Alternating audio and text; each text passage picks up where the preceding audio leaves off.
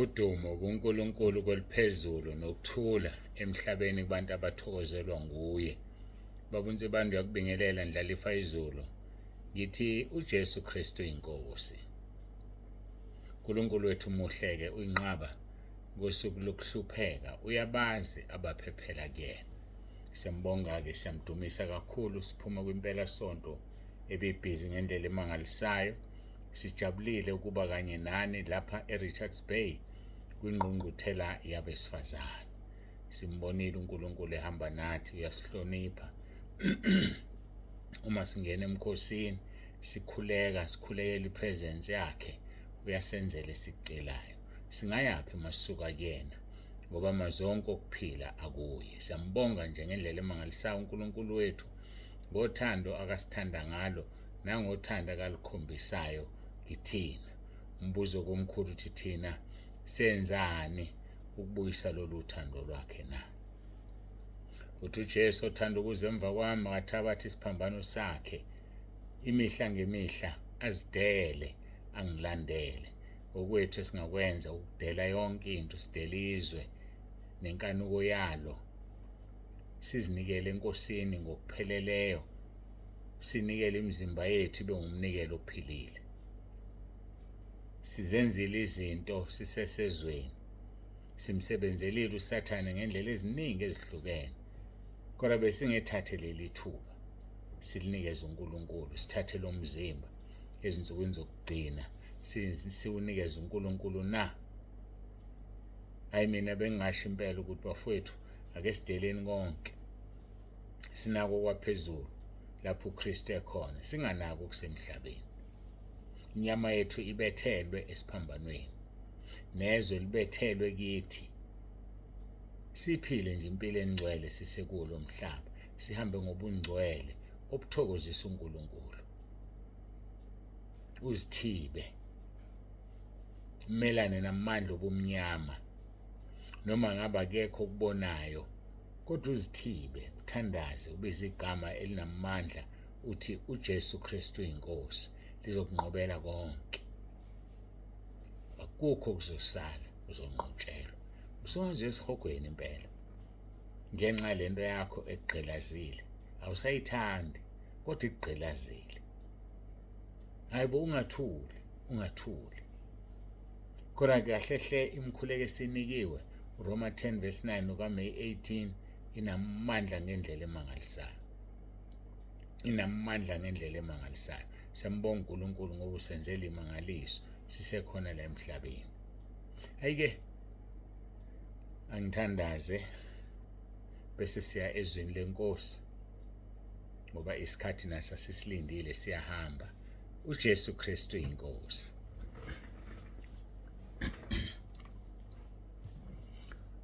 Babongcwele, babolungileyo, uNkulunkulu wethu nomusa, siyazithoba phambi kobuso bakho. Sibonga isikhathi, sibonga usuku, sibonga konke osenzele khona nesikwazi ukukwenza. Sicabanga ukuthi siyazenzela kanti amandla siwaphiwe wena. Siyakubonga uNkulunkulu nomusa, thatha udumo nangalesi sikhathi ube phakathi kwethu kule nkonzo. Siyabonga ngenkonzo zempela sonto, siyabonga ngendlela emangalisayo. Sibonga ukuthi baphephile abantwana bakho bephindele emuva, kanti baphepha ngesikhathi beza. Siyathandaza Nkosi ukuthi usikelele kube lo naloyo ofikile, asigcina silondoloze isibusiso sakhe, azangene ekhaya ezulwini esiphethe.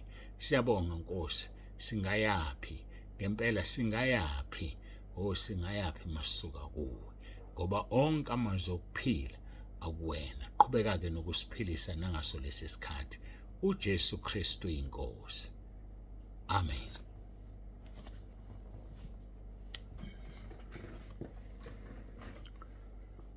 Bangcwele, siyambonga uNkulunkulu wethu, siyamdumisa ukuthi sesihlangene nangaso lesi sikhathi futhi namhlanje. Sizofunda izwi lenkosi uMathewu chapter 5 verse 9. Siselokhu sigida kulona. Babusisiwe abalamulayo ngokuba bayakuthiwa abantwana bakaNkulunkulu. Babusisiwe abalamulayo. Uyalamula nje wena. Ayike asiqhubekele phambili. Lapha ya kuHezekeli chapter 22 sibheka uverse 30. Uyena lesagijima naye. yayithi uNkulunkulu ekhuluma ngomlomo kaHezekeli, ngafuna kubo umuntu wokubiya uthango eme esikhaleni ngaphambi kwami ngenxa yezwe ukuba ngingalichithi, kepha ngimfumananga. Mawube asinaki istatement sengize ngasisho ikhashanyana. Ngithi mina ithini esivimbeni ukulandwa inkosi uJesu uThalanda ibandla? Ngokuthe leli ivangeli liyoshunyayelwa emhlabeni wonke andokuba kufika ukuphela. So maningakashunyayelwa emhlabeni wonke, ukuphela ngeke kufike. So ithini esivimbile abazalwane ngokungashumayeli ivangeli wherever we are? Sishumayela ngomlomo noma ngenkambo, but the gospel needs to be preached. Lifuna ukushunyayelwa nje bafowethu, lifuna ukushunyayelwa ukuze sihambeni sekhaya sihlukane nalokhu ukugqilazeka okukhona la. Asidluleke lapho. uNkulunkulu-ke uthi wafuna kubo umuntu okubiya uthango ukuthi makame esikhaleni ngaphambi kwakhe, hayi eceleni kwakhe kodwa ame phambi kwakhe ukuze angalichithi izwe, ukuze angalichithi. Thina-ke sinikezela umandla ukuthi sime esikhaleni bese izwe lingachitheki. Sibuke ukuthi sigcinephi ngelanga langolesine. ngolesine sigcine sikhuluma ngesethembiso senkosi uJesu asikhulumayo. Wathi mina ngingukuvuka nokuphila, John 11:25-26. Kwakade ezokhulekela uLazarus isicebi sezizini enuka esendwatshiwe. Wabuza wathi nimbekephi na, liphi ithuna lakhe, bamkhombisa. Wayesezichaza ngoba abantu kufanele bamangale. Wathi mina ngingukuvuka nokuphila, okholwa yimi nomefa wophila. Uyakholwa yini nkosi uJesu? Uyakholwa yini? Uma ukholwa kusho ukuthi uzokwenza imiyalo yayo. Uma ungayenza imiyalo yayo awukholwa. Usiyalezile uJesu, wathini? Manje-ke uma ungakholwa awazi nokuthi wathini. Uma ungakholwa awazi nokuthi kufanele wenzeni. Kodwa ngifuna ukukutshela ukuthi ngosuku lokugcina uyokwazi ukuthi kwakufanele wenzeni. Uyokwazi ukuthi yini le kwakufanele uyenze ukuze ungene embusweni waphakade. uNkulunkulu wethu usilindile, akachithi ukuphila. Kodwa ukudala amasu, uqamba amasu ukuthi umxoshwa angabe umxoshwa kuyena. Usilindile ekhaya ezulwini, ney'ngelosi zisilindile. Pho sihlaleleni la?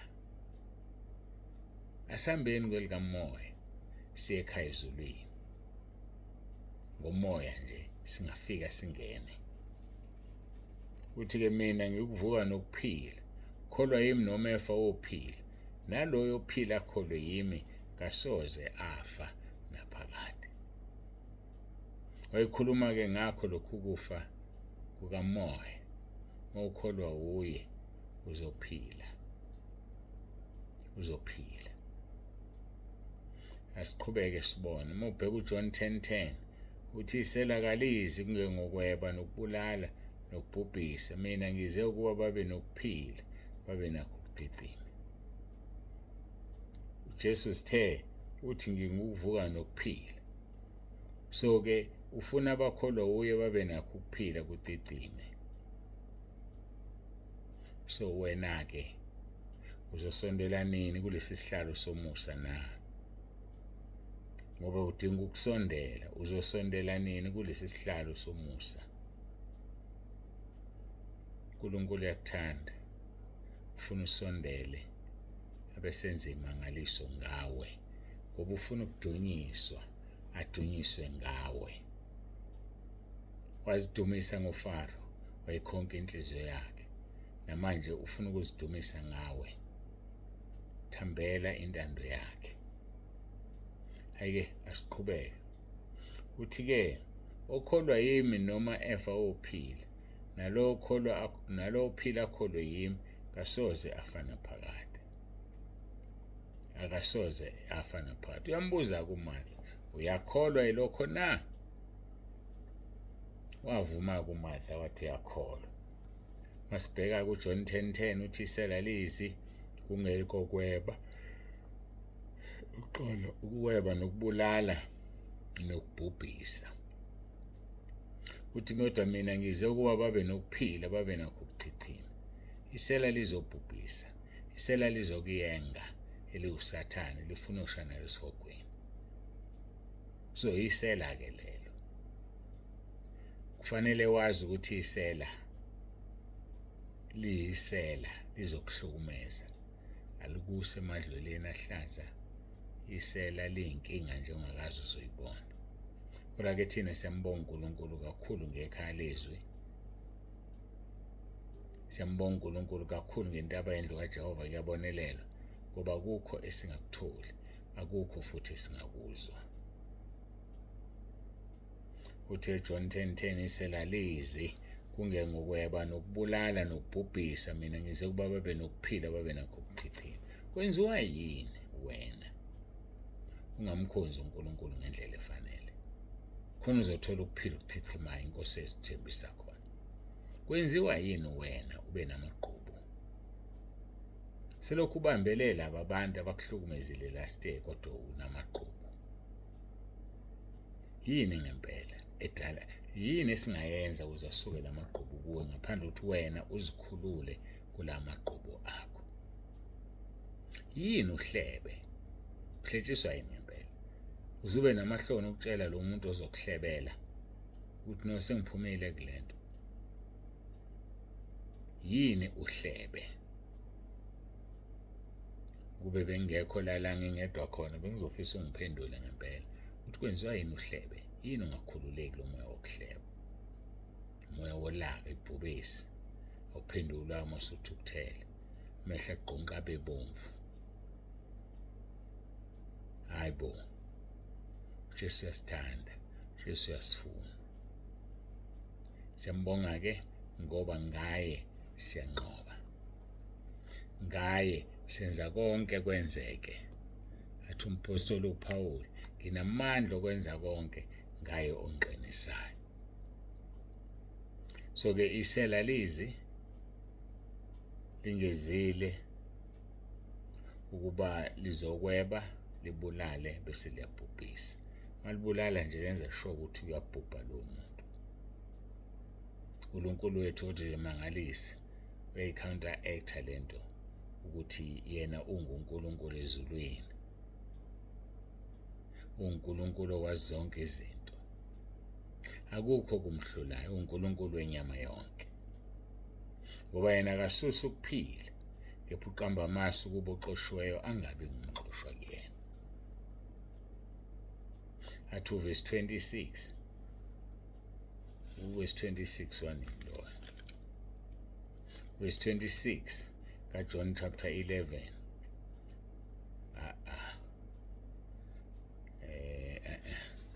Verse 26.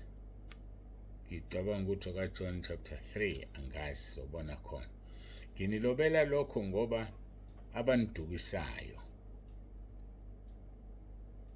Mina ke ukugcoba enakwamukela kuye kuhlala kini anidingi ukuba nobani anifundise, kodwa lokhu ukugcoba kwakhe okunifundisa khona ngakho konke kuyiqiniso, akusiwamanga njengokuba kunifundisile hlalane kuye. Mina ngifuna ukuzwa ukuthi yini usuyifundile. Yini oyifundile okungenile ekhaya lezwi. Uyazilalela nje kodwa zona inkonzo. Ngivese uyidelete nje. Yilolu hlobo lifaka ama-emoji. Haya siphendukeni bafowethu, siphendukeni.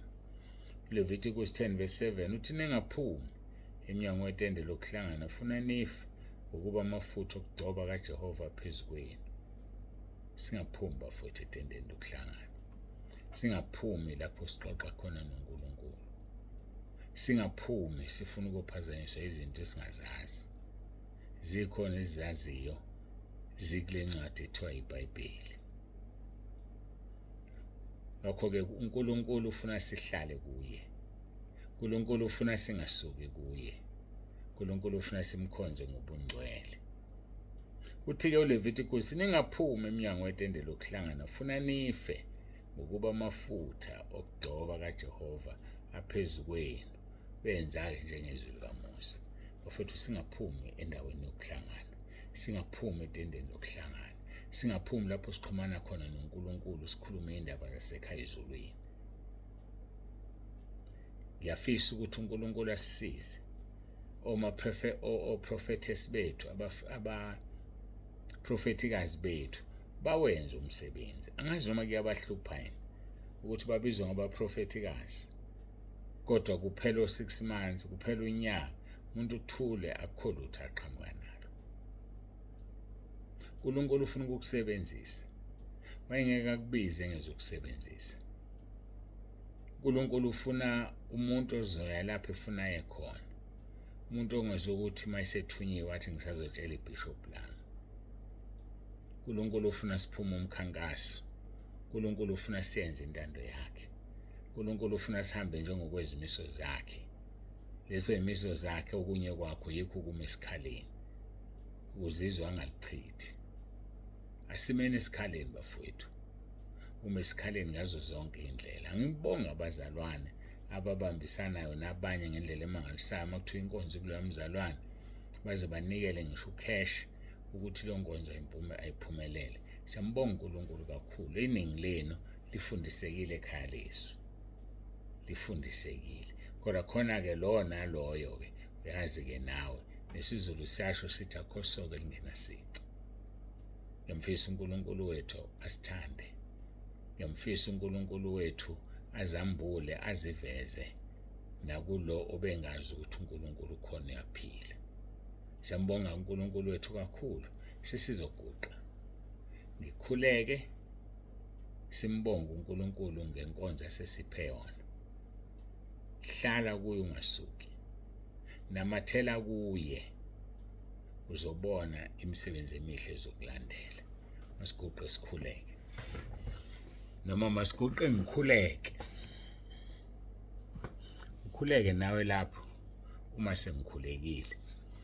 Mabegameni lomfelo wethu uJesu siyabonga nangaso lesi sikhathi, siyabonga usenzele khona, siyabonga ngenkonzo. Ngicela-ke Nkosi umbusise umntwana wakho ilalele noma uyibukayo ku-YouTube, uwenze lo msebenzi oyithumele yona, oyithumele lenkonzo yona. Sebenza-ke uNkulunkulu wethu, bonakalisa amandla akho.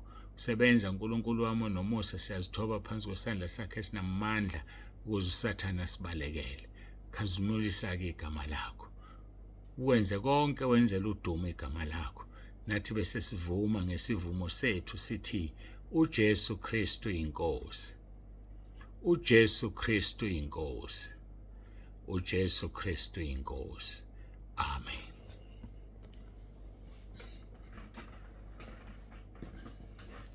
Siyambonga uNkulunkulu wethu kakhulu, bangcwele, siyamdumisa, akekho ufana naye, akekho njengaye.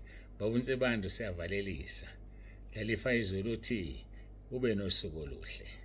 Ngiyathanda ukugcizelela ukuthi ngomgqibelo ngokugcinwa inkosi sebhulwa, bengilo ngithi Underberg wayesebenza Underberg usebhulwa, sisebhulwa la siyakhona. Enkwezela namazi umsakazo edumile emsakazweni wokhozi wayengiwasenkwezela. Hayi, angiseze umusho ngoba asikho lapho. uNkulunkulu akugcina kulondolozo, usahlela uplana ukuyenkwezela ebhulwa. uJesu Kristu inkosi.